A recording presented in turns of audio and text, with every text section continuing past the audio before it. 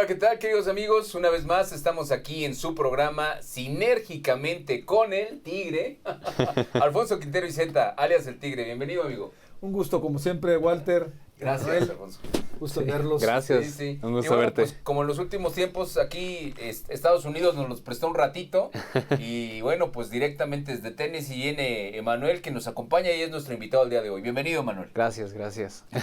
Bueno, pues hoy vamos a hablar de algo que todo el mundo desea aquí en Directo Radio TV. Si usted no se ha suscrito, hágalo en este momento, de verdad. Active la campanita para que no se pierda ninguno de nuestros programas. Hoy vamos a hablar, Tigre, de algo que todo el mundo quiere y pocos tienen. Y lo digo así con esa certeza porque es un tema controversial, es un tema controvertido. Es un tema que mueve el mundo, ¿eh? No importa si usted es capitalista, comunista, imperialista, socialista. No. Este tema le va a influir y le va a afectar.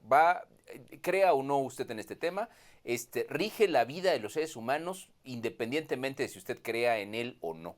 De hecho, los modelos económicos de todo el mundo pues necesitan de esto que vamos a hablar el día de hoy. Y es tan controversial que cuando falta, hasta en los matrimonios hay problemas. Yo le decía al Tigre y me recordaba, cuando el dinero, que es el tema del día de hoy, cuando el dinero falta, ¿no? Cuando el dinero falta en una casa, el amor se va por la ventana, ¿no? Dice ahí un dicho popular.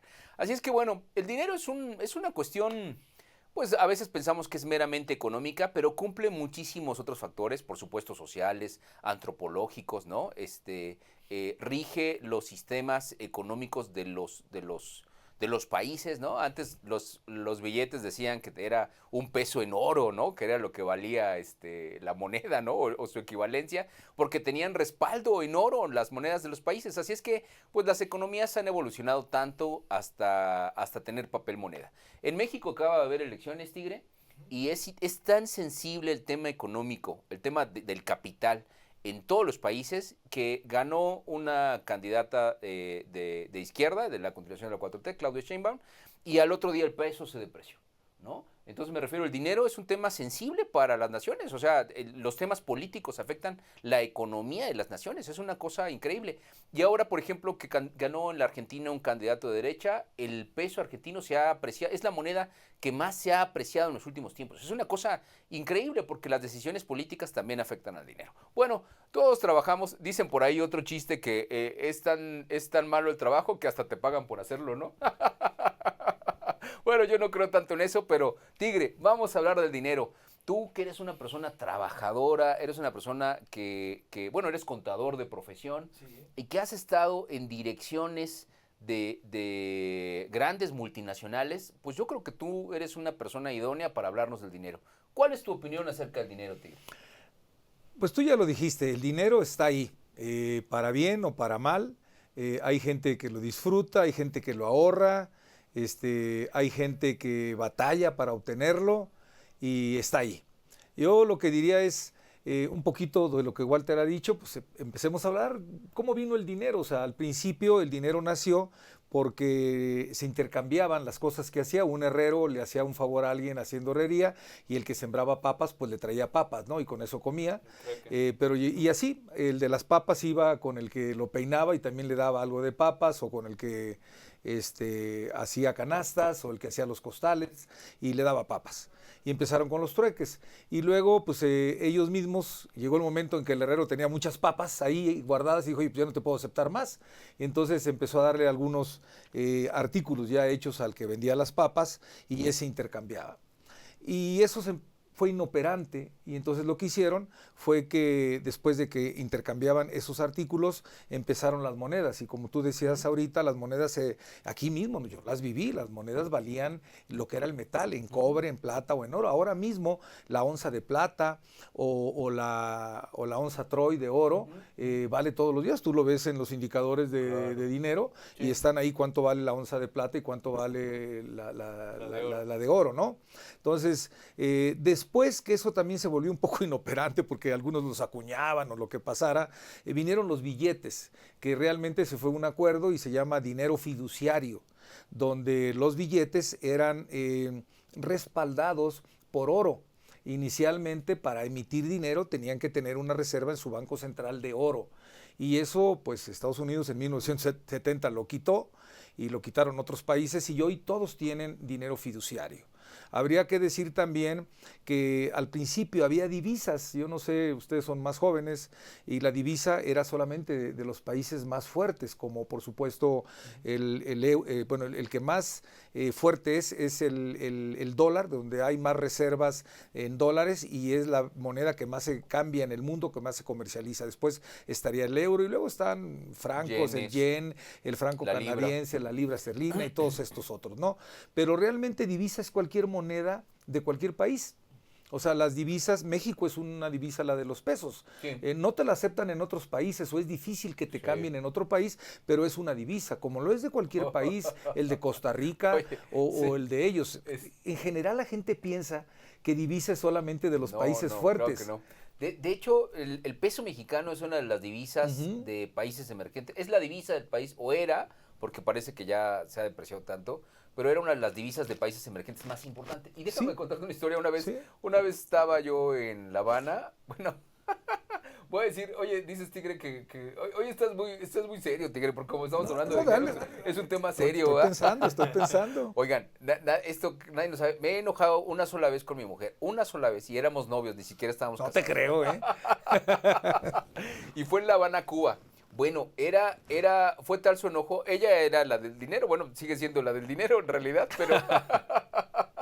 pero ella, bueno, era gerente administrativo de un despacho de cobranza, ella ganaba como 12,000 pesos y yo ganaba 1,500, lo recuerdo perfecto, más IVA menos retenciones. A la quincena me pagaban como 675 pesos, pero bueno, y además no... Estábamos en La Habana, ella, nos disgustamos ahí por una cosa sin importancia, como son todos los disgustos por lo general, y bueno, pues cada quien se fue por su lado en La Habana, ¿no? Y luego resulta que va un negrote así grandote en La Habana y va y se sienta a mi lado y me dice, me quieren vender unas monedas, ¿no? Es, oye, mira esta moneda que es muy buena, muy romántica, de estas ya no hay acá, y me la muestra. Le digo, sí, pero... O sea, y bien curioso, bueno, es una historia mucho más larga, mucho más compleja, hay muchas cosas que comentar allí, pero lo que realmente me asombra de lo que estás diciendo es que le dije, mira, es que no tengo más que pesos mexicanos, y era la verdad, no tenía pesos mexicanos, que de entrada en La Habana tienen dos tipos de cambio, uno para el turista, ¿no? Y otro que es el del dinero local, que son moneditas que bueno, parecen de plástico, parecen de Monopoly, que son así, que es del tema local. Bueno, y me dice, no, pues los pesos mexicanos, pues aquí son muy valiosos, ¿no? O sea, los pesos mexicanos en Cuba eran y siguen siendo, al menos la última vez que fuimos seguían siendo, muy valiosos. Y le digo, bueno, pues te doy pesos mexicanos y ya me dice, no, pues yo no puedo entrar a la casa de cambio. Y él no podía entrar, él como cubano no podía entrar a la casa de cambio a hacer el cambio. Entonces, yo sí podía como turista, yo sí podía. Ay, mi micrófono. Y entonces, pues ya fui y ya me lo cambió y me dio un gusto porque no tenía ni para el taxi, ma. Y bueno, pues ya me fui, le compré su moneda, que la debo de tener ahí, la debo de buscar y separar porque es una moneda especial ahora que lo pienso. Y ya me regresé a mi hotel, porque no tenía ni cómo regresarme a mi hotel por el enojo, qué burro, ¿no? Pues mira, el dinero, como tú lo has dicho, aún en Cuba, que es un país pues con muchas limitaciones, su moneda pues es una moneda fiduciaria. La moneda fiduciaria está normada o su valor tiene que ver con la marcha de la economía, con las reglas para respetar el Estado de Derecho, con el control de la emisión del billete. O sea, cuando estaba el respaldo en oro, se hacía porque los países no podían emitir dinero si no lo respaldaban en oro, porque pues, los países, digo, aquí pasó en épocas anteriores, donde emitían mucho dinero, pero producía inflación, y eso lo único que hacía es que había menos dinero y menos artículos, y esa es una pena. Pero para eso era el respaldo. Entonces, todo el tema del dinero fiduciario ayuda, y hoy, si tú quieres diversificar tus inversiones, es muy común la gente pudiente que tenga cuentas de ahorros en Estados Unidos, en Canadá, en Suiza o en otros países. O sea, aquí en México hay brokers que te ayudan a abrir una cuenta desde aquí sin tener que ir tú a otro país y abres una cuenta en esa moneda. Pero en los bancos es normal también que tú puedas fijar una posición en cualquier moneda. Tú puedes en tu cuenta, en el banco que yo estoy, puedo fijar una posición de X dinero, vamos a decir de 100,000 pesos, y me separan 100,000 pesos de dinero brasileño, de dinero costarricense o dinero canadiense, aunque yo no tengo una cuenta.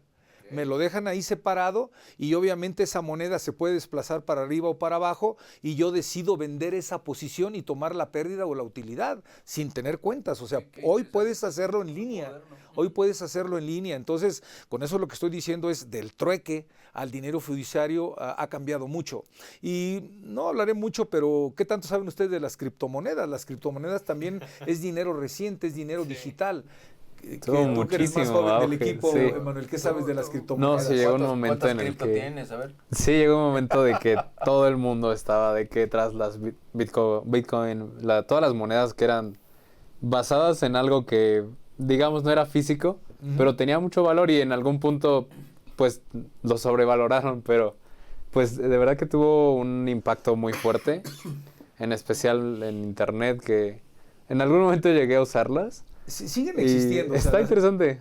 Las criptomonedas siguen existiendo y realmente es un registro que se hace público en el internet, está en ¿cómo se llama? En el Bitcoin, en las cadenas de la tecnología, y cada registro se hace de forma individual y se va poniendo ahí. Y Bitcoin, que fue la más popular que estuvo ahí, y como todas las monedas, tú hablabas ahorita de los altibajos que ha tenido nuestra moneda recientemente, sí. Y también hay ahí, ¿no? Entonces, yo creo que es algo que llegó para quedarse, son una forma innovadora y de intercambiar activos a nivel mundial, es segura, es descentralizada, no necesita los bancos.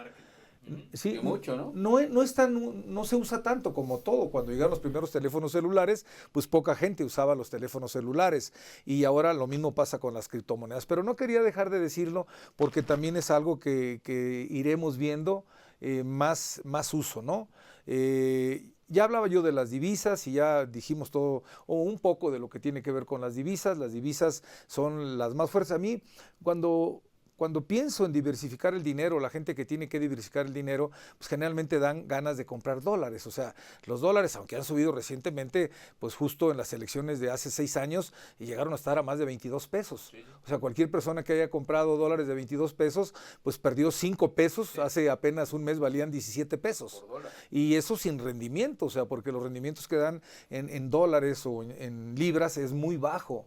Entonces, es una forma de protegerse y que la gente quiere dejar ahí su dinero. Otra forma de cuidar el dinero es pues en bienes inmuebles, en arte, en negocios, pues, sí. En acciones. O sea, hay muchas formas de que tu dinero se proteja, ¿no?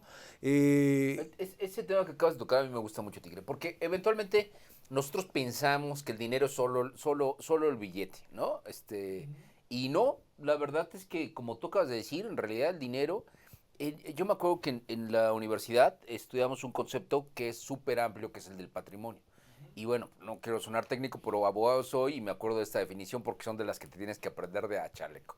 Y era conjunto de bienes, obligaciones y cargas susceptibles de valorarse en dinero, ¿no? Y que constituyen una universalidad de especie. Pero bueno, conjunto de bienes, obligaciones y cargas. O sea, en realidad el patrimonio tiene en su concepto jurídico es de sentido increíblemente amplio. Y cuando empezamos a conocer el dinero, pues va mucho más allá de una cuenta bancaria, como acaba de decir el Tigre, o sea, en realidad. Pero cuando hablamos del patrimonio y cuando intentamos diversificarlo, que además es lo correcto, porque si usted a lo mejor dice, como dijo el Tigre, a lo mejor tú tenías todo tu dinero en dólares americanos y resulta que pues se depreció, ¿no? De 22 a 17. Entonces es una locura. Perdiste dinero si todo tu patrimonio, si todo tu dinero estuviera solo en ese tipo de cambio. Y entonces normalmente lo que tienes que hacer es diversificarlo. Por ejemplo, lo que el Tigre dijo, bueno, pues en bienes raíces, ¿no? Que son propiedades reales, ¿no? Real estate. Eso es importante, pero no es lo único. Y habría que ver también dónde, en qué zonas, ¿no? Que no sea una cuestión de moda. Porque si es un país donde te graban los activos, o se te mete a vivir la gente como en Nicaragua o en Cuba, o si tienes más de 2 propiedades te quitan una porque no puedes tener muchas. Es correcto, Tigre. Entonces hay que ver en qué país las tienes, ¿no? Sí, completamente de acuerdo con el Tigre. Y porque eso va a deteriorar o no tu patrimonio, ¿no? Entonces, bueno. Pues, yo siempre digo que es un dulce problema, ¿no? Otra de las formas de ver el dinero, los emisores de crédito, las OFOMES, los bancos, tienen bien identificado el uso del dinero dependiendo de la edad. Manuel, por ejemplo, que es muy joven y que está estudiando, pues tienen bien claro que el dinero que lo usa, pues lo usa para sus pasajes, para su comida, para su colegiatura, y probablemente no lo produzca todavía, probablemente se lo provee a su papá. Y a medida que él va a ir creciendo, pues va a ser un profesionista que empieza a trabajar, empieza a generar riqueza y empieza a necesitar los primeros satisfactores. Paga su renta, paga su coche, a lo mejor paga una maestría y su dinero se va todo en eso. Y luego viene el bloque de los que se casan, que ya tienen un poco más de edad, que el dinero pues lo usan para comprar casa, para darle educación a los hijos y para estas cosas, ¿no? Y luego ya cuando empiezas a acercarte al retiro, pues el dinero que usaste para crecer a tus hijos o para tener una propiedad, empiezas a pensar en cuando ya no vas a trabajar, en cuando ya no vas a generar riqueza. Y para cada grupo de personas hay una solución. Algunos necesitan crédito, necesitan dinero más a la vista, los más jóvenes, los más grandes pues necesitan mejores rendimientos, dinero más seguro. En los bancos en general hay incluso una prueba que te hacen o que tú haces junto con el banquero para que tú definas qué tanta animadversión le tienes al riesgo, qué tanto gusto le tienes al riesgo, y te hacen firmar, porque tú decides si quieres poner tu inversión en CETES o en un pagaré, que es un pagaré donde el banco se obliga a pagarte una tasa de interés, que es el más seguro del capital al 100% más el rendimiento, o ponerlo en algo que fluctúe, como puede ser un fondo de deuda, un fondo de renta variable, o en acciones de cualquier empresa, ¿no? Entonces el dinero tiene que ver con todo eso. Yo diría un poquito para hablar, quiero hablar de dos cosas con más profundidad. Acaba de salir justo antier una encuesta del INEGI sobre la salud financiera de los mexicanos, que me gustó mucho porque yo estaba pensando en lo que íbamos a platicar, y cuando salió la encuesta la he leído toda y confirmé algunas cosas y aprendí otras, ¿no? Pero ese es un tema que quiero abordar y decirles algunos porcentajes reales de cómo está la situación de los mexicanos, que aquí los tengo. Y luego me gustaría un poco también las propias circunstancias nuestras, ¿no? En qué nos gusta gastar el dinero, o si nos gusta ahorrarlo, o si no nos gusta ahorrarlo. Si alguna vez hemos pensado, oye, si falta el que administra el dinero, ¿qué vamos a hacer? Porque decías tú, no sé si sea Gaby quien maneja el dinero o eres tú. En mi caso soy yo. Y mi mujer, cuando le pregunté en esta semana, oye, si hablaras del dinero, ¿de qué quisieras que habláramos? Y eso me dijo. Claro. Me dijo, pues que me enseñaran qué hacer si tú faltaras, claro, porque tú eres el que sabe todo eso y eres el que lo maneja. Y qué bueno, ni sé, aunque debo de decir, y públicamente, ella es cotitular en todas nuestras propiedades. Yo estoy casado con Laura después de 43 años por sociedad conyugal, y ella puede sacar el dinero cuando quiera, o sea, sin embargo no está ducha en eso. Es eso. La otra cosa, le preguntaba a mis hijos, oye, ¿y de qué tú hablaras del dinero, qué quisieras hablar? Y me dijo, bueno, de la importancia de hablar del dinero con los hijos, sin importar la edad. Y por supuesto con la pareja o con tus socios, si tienes socios.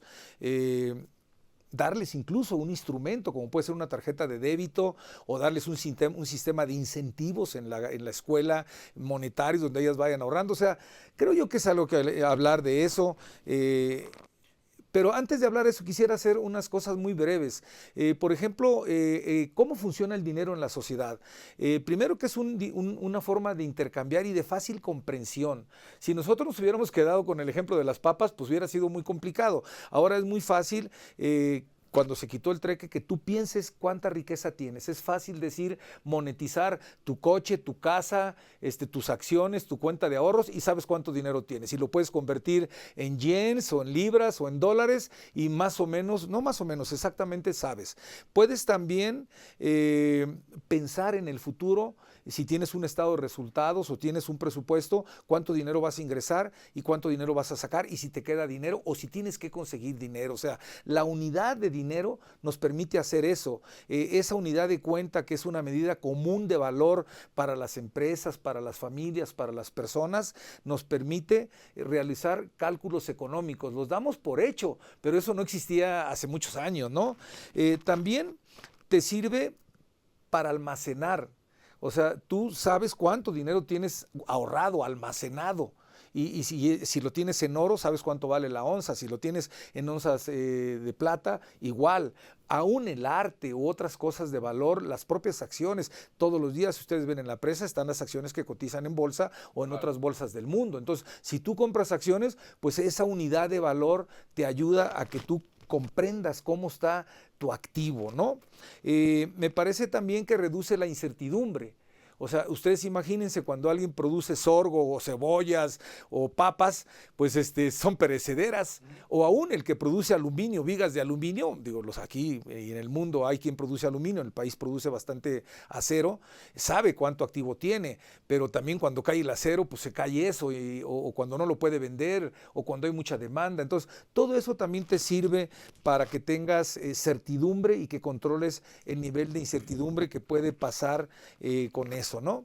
Déjame pasar algo que quiero hablar un poquito del INEGI, que tengo dos o tres cositas. Adelante. Mira, yo saqué algunas cosas del INEGI, a ver, de las cifras del INEGI, que la encuesta es pública, ahorita que se lo compartía a Emanuel en su teléfono, la sacó de inmediato, léanla, les recomiendo que la lean. Algunos datos, más de la mitad de los mexicanos tienen preocupación por dinero, y un 38.8 tiene una preocupación severa. Algunos moderada, por eso llega más del 50%. Okay. Entonces, primer dato, ¿no? El 45% de los mexicanos dicen que están preocupados por los gastos imprevistos. Fíjate qué tema. O sea, la gente se preocupa por si se enferma, por si choca, claro. Por si viene la quinceañera de la hija y le quiere hacer una fiesta. Obviamente, si le dijo a la hija que no hay fiesta porque no tiene dinero, tema resuelto. Pero claro, porque luego es otra cosa. Porque cuando no hablas con dinero, cuando no hablas del dinero con tus hijos y tus hijos van a una escuela, que tú haces un esfuerzo para llevarla a esa escuela y hay un grupo, un subconjunto en esa escuela donde mandan a sus hijos al extranjero y tus hijos van a esa escuela pero no pueden ir al extranjero porque cuesta un buen de dinero llevarlos al extranjero, lo tienes que hablar con él y que no se vuelva un reclamo o un sufrimiento porque él no tiene las comodidades o los beneficios que tiene otro subconjunto de esa escuela. Y pasa en la primaria a la que yo fui, que era una primaria muy chiquita, y pasa en las escuelas de esta ciudad. Sí. Si lo hablas con tus hijos y con tu mujer o con tu pareja o con la mamá de los hijos, pues las cosas se ponen claras, ¿no? Pero bueno, 45% de la población está preocupada por los imprevistos, ¿no? 48% de la población tiene deuda, tiene acumulada deuda y a veces no controlada, Y agárrense con este Por eso porcentaje. Tengo trabajo, tigre. Sí, agárrense con este porcentaje. La verdad. El 60%, el 59.5% de la población tiene estrés financiero. Sí, claro. O sea, está preocupado por el dinero. Sí, ¿Y quién crees que están más preocupadas, las mujeres o los hombres? Esa es buena pregunta. Yo creo que las mujeres, ¿no? Sí, las mujeres. Pero casi con el 10%. Casi con más del 10% que los hombres. Los hombres se preocupan en un 56% y las mujeres en un 63%. Ahora, y le preguntaba yo a nuestra productora. A nuestra productora Isis hace rato, a Mari, oye, ¿y a ti qué te preocupa del dinero? Y ella dice, pues, yo creo que las mujeres se preocupan más y platicábamos un poco antes de entrar al aire. Pues yo creo siempre que el marketing ha hecho que las mujeres se sientan más seguras con una marca de ropa, con una marca de zapatos, con una marca de bolsa, con cierto coche, con decir que van a ciertos restaurantes. A ver, de nuevo, no es todas las mujeres, hay cantidad de hombres, yo los veo que traen marcas por todos lados, sí, claro, siempre les gusta traer un coche premium y cosas de ese tipo, ¿no? Entonces, en general, yo diría que las mujeres están más preocupadas, ¿no? Y las entidades que tienen más estrés financiero, pues fue por supuesto nuestra Ciudad de México, tiene el 60 y casi el 70% de estrés, y luego pues hay también tiene que ver con el ingreso, o sea, salió un dato donde le preguntaron a la población con cuánto dinero ellos sentirían que estarían resueltos sus problemas económicos. Oye, deja digo un chiste que además no es chiste, pero es que ahorita que vas a hablar de eso, sí. dice el gobernador vi un video del gobernador de Monterrey, el gobernador de Nuevo León, ¿no? Samuel.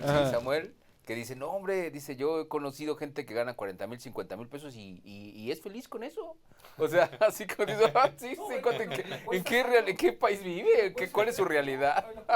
La Ciudad de México, número uno, y después Monterrey fueron los que aspiran. Y dicen, no, yo con 29,000 pesos vivo bien. Sí, Y en Chiapas, por ejemplo, es con 7,000 pesos. Claro. Estamos hablando Sí. de 4 veces más lo que de un estado con otro, pues porque son circunstancias diferentes. Seguramente en Monterrey tienen que pagar aire acondicionado Sí, con los claro. calorones que hacen allá. Y el estilo de vida ya es de gastar más que cuando vives en Chiapas. Las necesidades son diferentes, son como dos Méxicos, ¿no? Sí.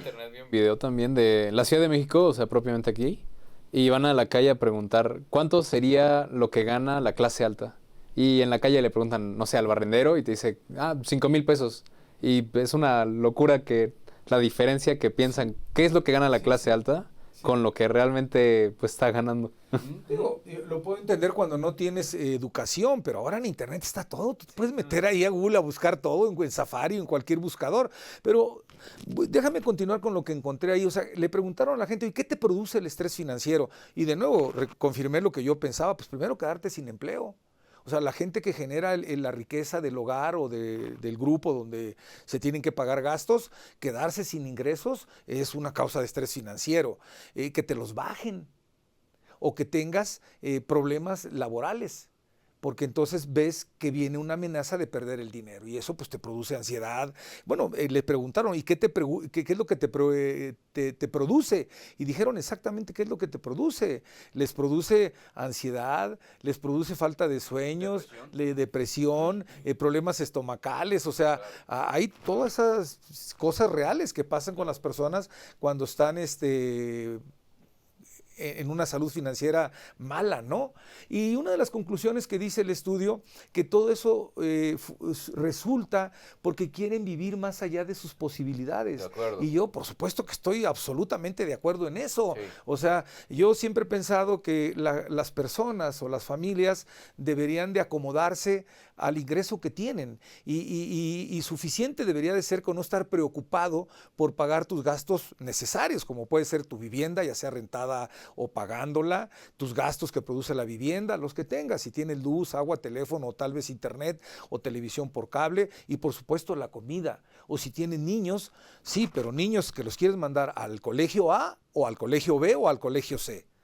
Si tu dinero da para mandarlos al colegio A, pues mándalos al colegio A. Si tu dinero da para el C, no hay problema, mándalos al C. Pero si tienes para mandarlos al A y los mandas al C y eso te produce un problema serio donde tienes que estar tomando deuda o tienes que estar laborando jornadas de 20 horas o algo anormal, pues eso es lo que es no vivir a la altura de tus posibilidades. Y eso hay que distinguirlo porque al principio las personas cuando no viven a sus posibilidades, lo primero que hacen es pedir prestado o usar las líneas de crédito y no se dan cuenta que eso hay que pagarlo. Claro. O yo siempre digo algo que me parece anormal, o sea, yo trabajaba en una compañía donde no tenían financiamiento en las tarjetas de crédito y daban meses sin intereses, es de un blue box. Y entonces cuando fuimos a la banca, llevamos los meses sin intereses. Y al principio, le estoy hablando de hace 30 y tantos años, cada comercio que quería meses sin intereses, había un comité que lo tendría que autorizar. Y después llegó el momento en que ya pues había tantos comercios y realmente en la tasa de descuento que le quitan al comercio se quita el riesgo de que te quedes tú con esa compra y ya se hizo para todos. Pero llegamos al extremo. Ustedes han visto en los súperes cuando pagas el súper o unas cervezas o un vino que te dicen, oiga, tengo a 6 meses sin intereses, uy, si me lo voy a comer en la siguiente semana. Y la noche ya no está. Sin embargo, si hiciéramos una encuesta ahí, claro, veríamos que hay gente que toma los 3 meses o los 6 meses de algo que le va a durar unos días. Es que está en un problema económico ya. Sí. Ojalá y se dé cuenta, ojalá y sea consciente, pero ya está metido en un problema. Si está consciente... El tema del crédito es complicadísimo. Nosotros, como tú sabes, Tigre, dirigimos un despacho de cobranza, recuperación de cartera vencida. Y vemos con mucha frecuencia, nosotros vivimos de la deuda, ¿no? De hecho, de eso vivimos. O sea, es una industria importantísima a nivel nacional. Hay varios despachos que son punta de lanza en esto. Y nosotros vivimos de esto. O sea, muchas veces, por ejemplo, trabajamos para la industria automotriz. Y muchas veces las personas que tramitan un crédito es porque es aspiracional. Ese vehículo que ellos tienen eventualmente no es el que podían pagar. O sea, hay vehículos para todos, ¿no? O sea, me refiero a hay marcas de lujo, hay marcas premium, como decías, y hay marcas que son más accesibles. Y a veces la gente, por pretender quedar bien con alguien, hay un dicho por ahí, ¿no? Que por quedar bien con alguien que ni le importas, te endeudas con que, ¿no? Es una cosa así medio rara. Yo lo veo en esta ciudad que hay restaurantes muy caros y yo quiero gastar. Claro. Si todos los días queremos ir a ese restaurante y no me atrevo a decirle a mis amigos, oye, no, yo no tengo para gastarme ahí los refrescos en 80 pesos. Claro. Yo voy a ir donde los refrescos valgan pues 20 pesos, ¿verdad? O sea, no 4 hasta veces. 25. Sí, no, hasta 16. En el Oxxo te echas tu hot dog. O en el norte que hay gorditas de Doña Tota, de Ciudad Victoria, buenos hot dogs. Digo, ese es el tema, que cada quien tiene que vivir de acuerdo, al nivel. Pero bueno, yo les diría, para no caer en más cifras, métanse al estudio de salud financiera del INEGI. Está increíble, ¿eh? En general muestra cómo pocos mexicanos tienen un presupuesto, cuidan sus ingresos, cuidan su sobreendeudamiento. Y luego hay cosas, como ya les decía yo, que pues es diferente. Cada estado viene mucha información por estado, todos lo separan por hombre y por mujer y por edad, desde 18 años hasta los de más de 60 y algo. Entonces es muy rico y yo creo que va a ayudar. Me gustaría que habláramos de qué tanta educación financiera hay y qué tanta deberíamos de tener. O sea, ustedes, ¿qué tanta información financiera tú, Walter, Emanuel, que tienes 19 años, qué tanto has estado expuesto a eso? ¿Te has metido a algún curso interlínea? ¿Has salido a una aula? ¿Has hablado con tus padres? ¿Te han hablado en la escuela del dinero?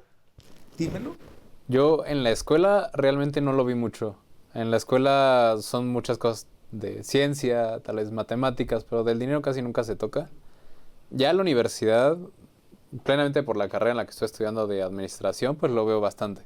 Ya fue en un momento de hace 2 años que tuve mucho contacto pues con dinero, y algo que pues a mí me ayudó mucho fue siempre tener como alguna manera de entender el dinero más de cerca.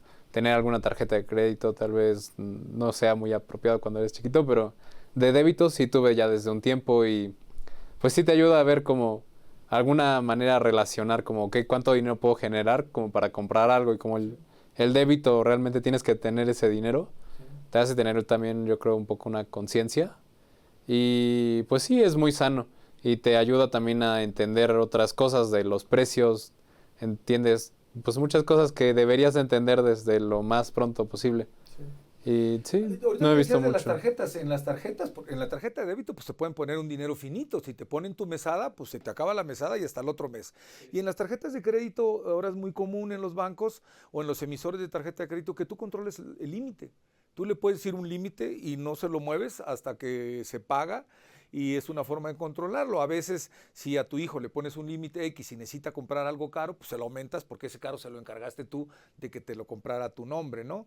Claro. ¿Tú qué tanto has tenido Bueno, en mi casa nunca tuvimos educación financiera, no, nunca supimos lo que ganaba papá, jamás. Mi madre era la que administraba el dinero, papá íntegro le integraba el dinero a mamá, y mi mamá hacía milagros con lo que le daban. Sí, de 4 hijos. Sí.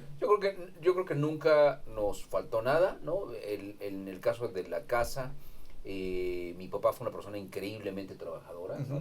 Él es militar, y pues estuvo muy ausente por el mismo tema de ejercicio de su trabajo. Sí. Y mi mamá es la que administraba el dinero, y yo creo que lo hizo increíblemente bien, lo digo honestamente. Y bueno, pues ya después entiendes muchas cosas respecto del dinero, ¿no?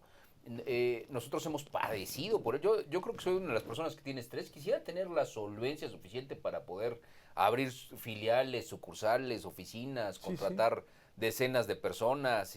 O sea, no es fácil la vida de cualquier empresario en México. Es muy complicada. Necesita planeación, necesita crédito, necesita obviamente pues recursos financieros, materiales, tecnológicos, humanos. Entonces no es como que fácil. Hemos aprendido, yo diría que yo he aprendido prueba y error, Tigre. O sea, la verdad es que administrar el dinero pues requieres habilidades que no siempre te enseñan. En mi universidad lo que a mí me enseñaron fue el derecho, fue a litigar. O sea, me enseñaron a ser un abogado litigante. Y es una cosa bien diferente a tener una Educación financiera. Completamente. Pero fíjate, justo quiero decir eso, porque yo sí fui formado, yo no sé, yo desde hace 50 años tengo un presupuesto de lo que voy a ganar en el siguiente año y de lo que voy a gastar, y cada año lo forecasteo. Y al principio lo hice en papel. Cuando estaba en la universidad, pues no había lo que ahora hay. Entonces yo ahí aprendí contabilidad y eso. Y yo tenía ahí en cada columna un mes, enero, febrero, marzo, y luego mis renglones. Era desde los 17 años, yo me tenía que mantener solo. Entonces yo sabía cuánto tenía que pagar de renta, de luz, de agua, de teléfono, de transporte, de comida. Y entonces yo lo tenía que controlar porque yo ya trabajaba. Y no me podía exceder, si no me hacía crisis. Entonces, primero hablar de eso. Yo creo que debemos de hablar con los hijos y con la familia, y no solamente cuando las cosas están bien, que sean parte de eso. Ahorita decía Walter que cuando se acaba el dinero se acaba el amor. Pues es una parte de verdad. Yo creo que hay muchas personas que es así. Las parejas que hablan de dinero, si el dinero es de los dos, pues si se acaba el dinero, se acabó el dinero de los dos. Y si los dos sabían lo que iba a pasar y las decisiones que tomaron, las fricciones son menores.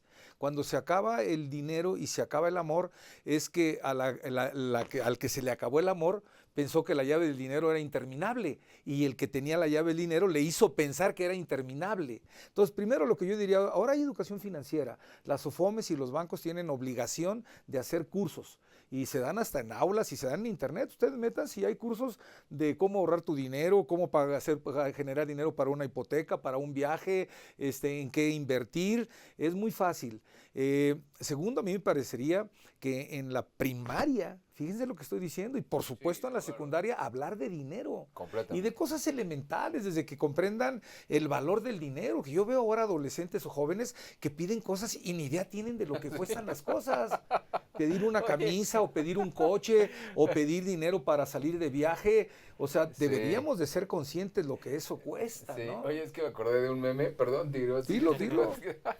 donde está, creo que se llama Abraham Simpson, que es el papá de Homero. Y le decía, está así sentado en el pasto con un montón de chamaquitos. Y les dice, en mi época les decíamos que te mantenga el gobierno, porque pensábamos que eso nunca iba a suceder. Fíjate, a mí me gusta decir otra cosa, porque hemos hablado de que hay un problema de endeudamiento y de crisis y de salud y de separaciones y fricciones por el dinero, y que se debería de hablar de eso. Yo creo absolutamente en eso, y por eso les digo que lean todo lo del INEGI sobre la salud financiera. Sí. A mí me parecería que debería de haber un club de deudores anónimos, y yo creo que lo voy a formar. Ya está, suena bien. O sea, porque pues hay club, número uno. Hay alcohólicos anónimos, hay ansiosos anónimos, ya no sé cuántos, ¿no?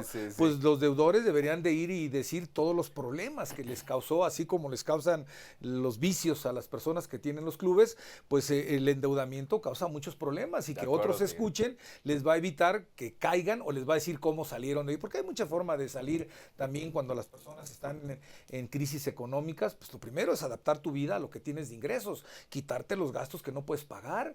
Sí. Si una persona, tú que te dedicas a la cobranza y que por eso nos conocemos, porque yo mucho tiempo estuve metido en eso, pues lo primero que le dices al deudor, oye, pues es que ya no puedes tener ni ese coche, ni esa casa, ni ir a sus restaurantes, ni esa colegiatura. Entonces tienes que quitarte todos estos gastos y vivir con esto. Sí. Y tú que te dedicas a cobrar los coches, y este coche no es tuyo, es del que te prestó el dinero, así que regrésamelo. Claro. Entonces, qué dureza. A mí me parece que debemos estar muy alertas en eso, porque quiero decir unas cosas duras, no me las quiero aguantar hasta el final. Algunas personas, cuando están en una crisis financiera, cuando es tan grave su situación y tienen un imprevisto, como puede ser la salud de alguien querido, de tu hijo, de tu mamá, de tu pareja, hacen locuras, ¿eh? ¿Qué se les ocurre que pudiera ser alguien que ya no tiene línea de crédito, que está en un problema económico serio, que le están cobrando por todos lados y que tiene un problema grave? Dime algunas cosas. Yo anoté 3. No, ya no hay. Ya no hay ninguno. Sí, claro. Sí, la primera sería endeudarse. Buscan endeudarse y luego se endeudan con tasas de interés anormales, porque si un banco te presta alrededor del 20%, pues se pueden endeudar ellos con tasas de interés del 10% mensual. Claro. Los agiotistas o las SOFOMES esas de que ves en las calles te prestan esas tasas. Estamos hablando del 100% anual. Sí, claro. No son ni conscientes de lo que se están metiendo. No son conscientes. ¿Qué otra cosa hacen? Se corrompen. Sí, Ojo. Es la forma más fácil de corromper a alguien, aunque no se lo diga el que lo está corrompiendo, pero es la forma de decirle, ok, dámelo y yo te lo hago rápido. Y entonces se está metiendo en un problema porque seguramente va a perder su empleo. O lo que es peor, robar Sí, su libertad, ¿no? o meterse a hacerse un ilícito. Sí, sí, un fraude. ¿Qué tema es? Un robo, un tema duro, un abuso de pero hay confianza. un porcentaje que se mete a eso, ¿eh? Entonces, el dinero hay que controlarlo y hay que estar conscientes de lo que tienes para no gastar más de lo que tienes. Y si tomas crédito, saber que lo tienes que pagar, en qué tiempo lo tienes que pagar y con qué costo lo tienes que pagar, ¿no? Sí, hay algunas cosas. Fíjense que el dinero para quien no lo sabe administrar nunca es suficiente. Realmente no importa cuánto ganes. Tú puedes ser un secretario de Estado y ganar cientos de miles de pesos y no te va a alcanzar si tú no tienes los hábitos y la conciencia de cómo administrar el dinero. O puedes ser una persona sencilla, ganar el mínimo y estar bien administrado. O sea, es una locura lo que estoy diciendo porque pareciera una insensatez. También a veces la gente pensamos que que el dinero trae la felicidad, ¿no? Que eso es un tema que platicamos cuando tocamos el tema de la felicidad. Ciertamente no la trae, pero ¿cómo ayuda, no? Y ahorita me vino a la mente una frase que yo uso mucho que dice, quien no está contento con lo que tiene hoy, tampoco va a estar contento con lo que tenga mañana. No importa lo que tengas, ¿eh? Sí. A ver, se nos está acabando ya el tiempo Ya, porque Tigres, no sí. quisiéramos... A ver, quiero pasar rápido y quiero que al final quiero cerrar con un ejemplo de Kitsania. ¿Qué? No olvidemos, lo quiero decir y lo quiero dejar para el final. A ver, algunos consejos para mantener la salud financiera. O sea, hemos hablado ahora de cosas que producen problemas. Primero es tener un presupuesto. Y ya hemos dicho un presupuesto cuando menos de un año de tus ingresos, tus egresos, y si tomas crédito, en qué tiempo lo vas a pagar y que eso sea parte de los gastos que tienes que hacer en el futuro, ¿no? No importa si eres estudiante. Yo en mi filmina, pues siempre les digo que vemos la vida a través de nuestra filmina, pues por supuesto que lo hice por necesidad, si no, no podía pagarme mi estancia en Tampico, Sí. que mis padres no vivían en Tampico, yo vivía solo ahí, y entonces puedes hacerlo sin importar lo que ganes, ¿eh? Yo ganaba en aquel entonces muy poco dinero, bueno, porque era part-time. Ahorrar. Es importante que las personas ahorremos. Yo decía fuera del aire que tenía unos amigos que eran 11 hijos y su padre, don Juan Antonio, tenía negocios, las empresas Pérez, y él me decía siempre cuando comíamos, ahorra el 10% de lo que ganes de aquí hasta que ya no puedas trabajar. Y si eso lo haces, vas a estar bien cuando ya no puedas trabajar. Y Qué claro maravilla. que tenía razón. Claro. Y por supuesto que lo hice, pues no sé si con rigor, pero puedo decir que eso funciona, ¿no? Gestionar tu deuda. Gestionar tu deuda tiene que ver, primero que seas consciente que si vas a tomar una deuda, que la tienes que pagar y a qué costo y que sea parte de tus ingresos futuros y no que Diosito te va a ayudar a pagarlo, ¿no? Claro, de Y si acuerdo. te metes en un problema, pues igual a enfrentarlo con el que resuelve las deudas y tratar de corregirlo, ¿no? Inversiones. Si tienes ahorros, pues busca que te produzcan algún rendimiento, como en un pagaré, en un CETE o en riesgo, si te gusta el riesgo, en acciones, en renta variable o en deuda, como quieras, ¿no? Aprende de educación financiera. Ya hablamos mucho de eso. Hablen con sus hijos, hablen con sus esposos, con sus parejas, hablen con la gente que el dinero de ustedes está ahí, con sus socios del dinero. Tienen que tener esa educación financiera y tienen que ser conscientes de lo que es el dinero y hay muchos recursos gratuitos y disponibles en línea.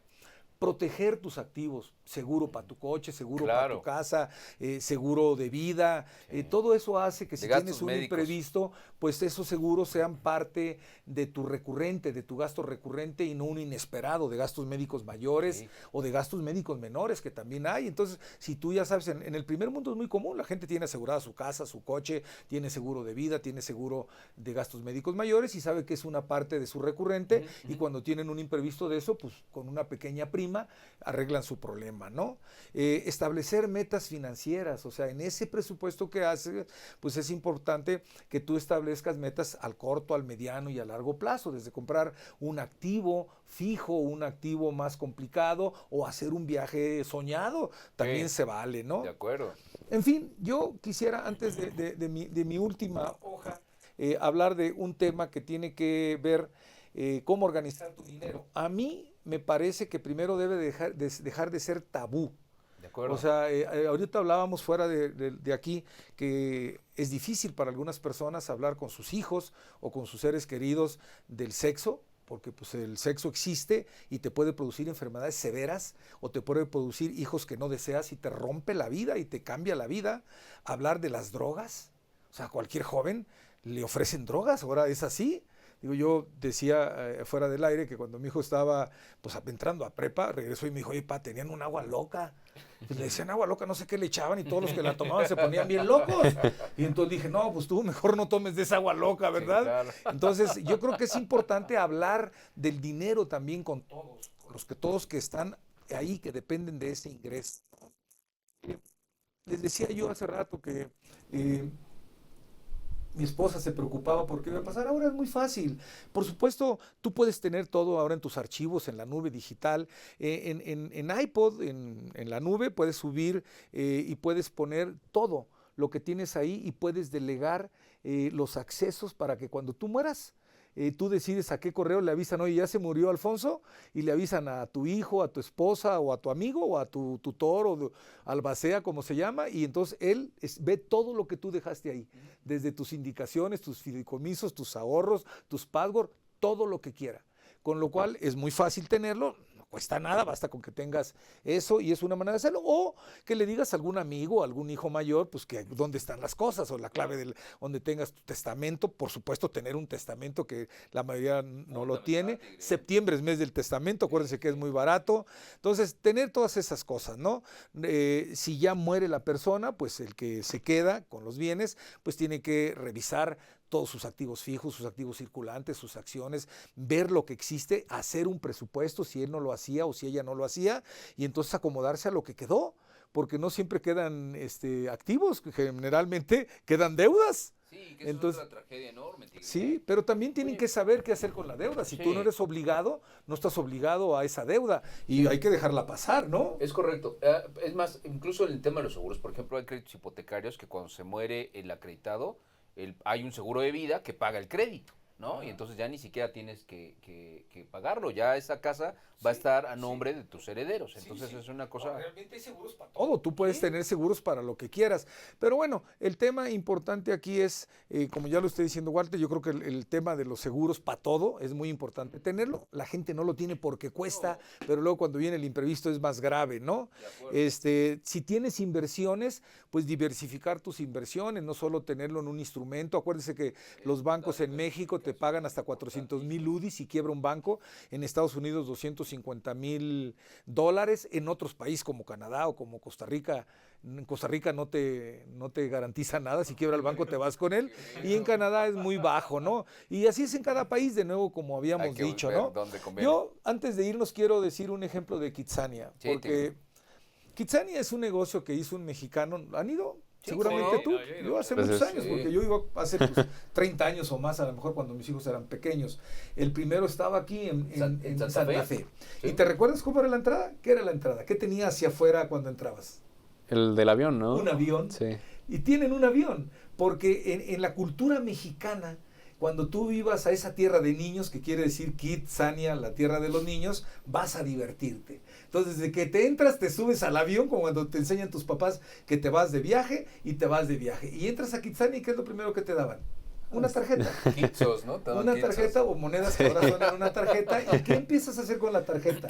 Que te vas a trabajar. Yo me iba a trabajar. No, empiezas a gastarlo. Te empiezas a gastarlo en la pizzería, en el salón de belleza, en el banco, en todos los lugares donde consumías. Y cuando se te acaba la tarjeta, el dinero, entonces te pones a trabajar. Fíjate la cultura del mexicano. Y te voy a decir por qué lo descubrió Kitsania. Porque cuando hizo eso en Japón, no funcionó. Y entonces cuando no encontraban por qué funcionaba, descubrieron en los focus group y en lo que hicieron, que los niños y jóvenes japoneses, cuando los llevaban a Kitsania, querían que les enseñaran primero a prepararse para trabajar. Entonces, primero abrieron una universidad. Entonces cuando los niños van a Kitsania en Japón, se ponen a estudiar y a prepararse para ser los mejores y poder ganar dinero. Y después que estudian en ese juego de Kitsania, ¿qué crees que se hacen? Se ponen a trabajar y no entran por un avión. Que es como la escuela o... Pues es que parecería que es más lógico. Si no haces hijos infelices que piensan que tú tienes una llave de dinero enorme si nunca hablas de dinero con ellos, y en algunos casos te mueres y se dan cuenta toda la deuda que tenían. Sí. ¿Qué tema, no? ¿Qué piensan de esto? No, enorme. La verdad es que, por ejemplo, ahorita que dice... Bueno, ¿qué opinas tú? Lo que acaba de decir el Tigre. Sí. No, sí, súper bien. Todo incluye bastante la cultura de las personas, ¿no? dentro de todo su estabilidad emocional y también pues del dinero.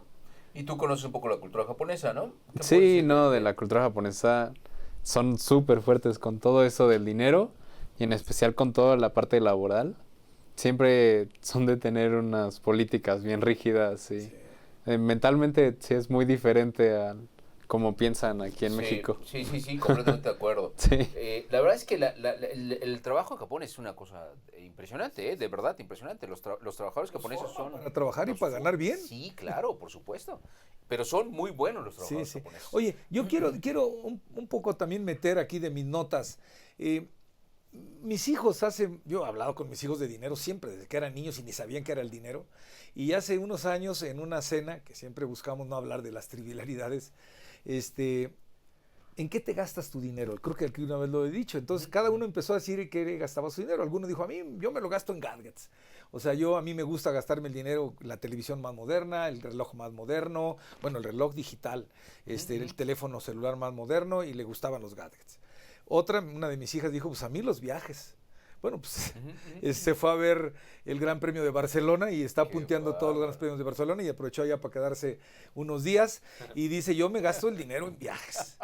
Y obviamente dijo, bueno, pues gástate una parte, no se lo gasten todo, ¿verdad? Y pues, con este rollo que he echado, influencié mucho en ellos que compraran su casa y una serie de cosas.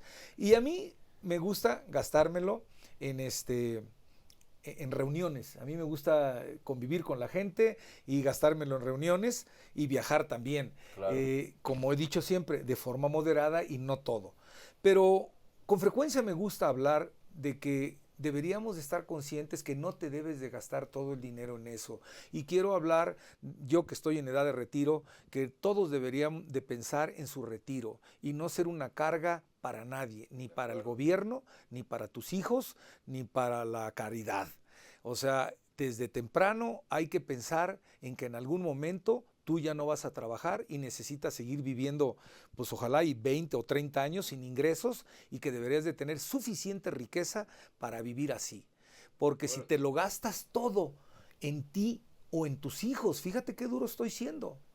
Porque hay personas que gastan todo en los hijos. Hay frases que dicen, no, es que lo mejor que le puedes heredar a tus hijos es una muy buena educación.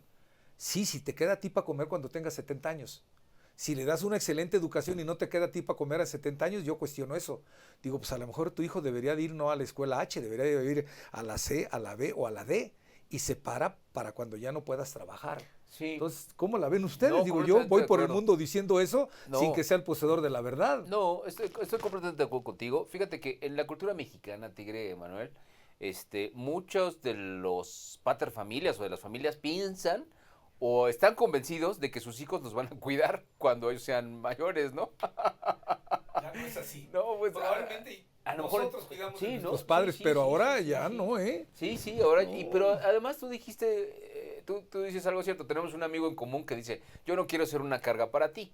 Y ningún padre debería de ser una carga para sus hijos, ¿no? O sea, ninguno deberíamos de procurarnos y cuidar justamente cuando seamos adultos mayores, porque además, ¿sabes qué?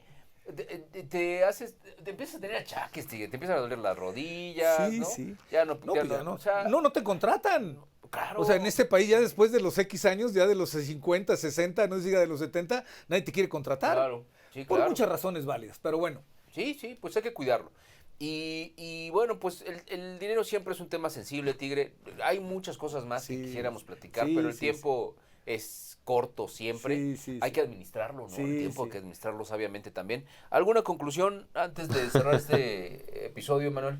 Pues que al menos desde yo ahora, diría que soy joven, hice en algún momento en la universidad algún programa que básicamente predice hasta qué edad vas a poder vivir de tus ahorros. Y pues de que le empieces a los 20 años a que empieces a los 25, cambia de verdad brutal. Sí, Entonces, de pues acuerdo. desde lo más pronto que se pueda empezar a estudiar alguna manera de economía, pues nunca es muy tarde ya el momento. De acuerdo. Tigre, ¿alguna conclusión A ver, final? yo un poco lo que dice Emanuel, en México las pensionistas te hacen ese cálculo, puedes ir y sin costo te lo hacen. Pero quiero despedirme con una frase que espero que les dé risa y al que lo fastidie, pues bueno, es nomás como siempre digo, cuando digo malas palabras, se los digo para que nunca olviden lo que estoy diciendo. Un amigo que cuida el dinero, que es de cierto subconjunto del mundo, que hacen mucho dinero y que se dio entre ellos, pues no era mi amigo, realmente era un proveedor donde yo trabajaba hace como 40 años y me dijo, a ver, Poncho, te voy a decir algo. La salud va y viene, el dinero hay que cuidarlo. Qué cosa, ¿eh? Porque él cuidaba más el dinero que su salud. Y yo desde entonces pues lo uso con frecuencia, mucho para reflexionar que el dinero hay que cuidarlo. Por supuesto que hay que cuidar la salud, sí, claro, pero hay que hablar claro, de dinero claro. y que hay que cuidarlo. Sí, hay que cuidar la salud porque si no todo el dinero se te va a recuperar la salud. Sí. Es un tema sasazo. Bueno, yo me traje mi Biblia y no la traje para pasear. Voy a leer una frase ya antes de irnos y con esto nos vamos, mis queridos amigos. Fíjense que la Biblia habla un montón de dinero, un montón. La Biblia es un tema recurrente. Y hay una cita en el libro de Mateo, capítulo 6, verso 24, que dice, ninguno puede servir a dos señores porque o aborrecerá el uno o amará al otro. Se llegará al uno y menospreciará al otro. No puede servir a Dios y a las riquezas.